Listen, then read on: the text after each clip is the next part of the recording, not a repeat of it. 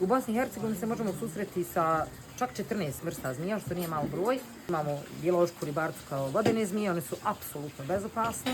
Čak i kada pokušate uhvatiti vodenu zmiju, neće vas ugristi, neće vas ni pokušati ugristi. To su zmije koje su izuzetno plašljive, one se boje više vas nego vi njih, to je sigurno.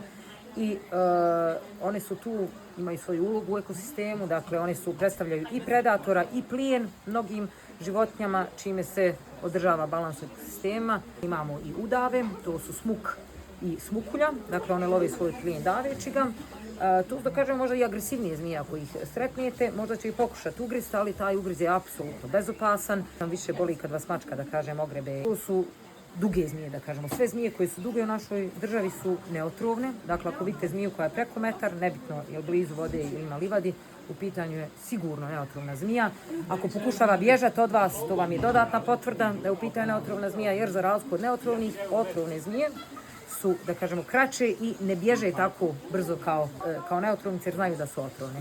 Što se tiče otrovnica, možete se susreti konkretno na ovom području samo sa poskokom i imamo u stvari par nalaza za šarku oko Bihaća. Najčešći, da kažemo, ugrizi takvih zmija se ne dešavaju namjerno, nego slučajno. Čovjek zaluta u dubokoj travi, ne gleda korak i ako stane na zmiju može doći do nesreće, do ugriza. Ugriz je malo vjerovatan, osim ako se zmija ne osjeća, dakle, ugrožena.